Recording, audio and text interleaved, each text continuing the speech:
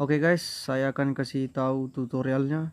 Pertama, silakan kocok kartu secara bebas, kemudian bentangkan di atas meja, suruh penonton memilih salah satu kartu.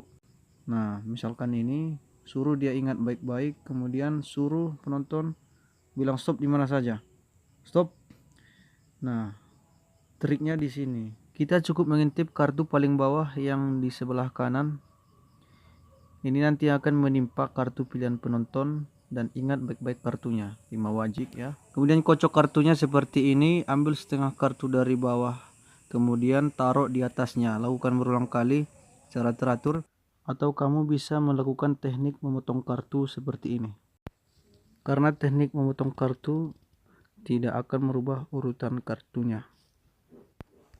Sekarang bentangkan lagi kartunya di atas meja, kemudian cari kartu petunjuk yang tadi kita hafal, yaitu 5 wajib. Nah, otomatis kartu pilihan penonton berada di atas kartu 5 wajib yang kita hafalkan tadi. Oke, selamat mencoba, semoga bermanfaat. Terima kasih.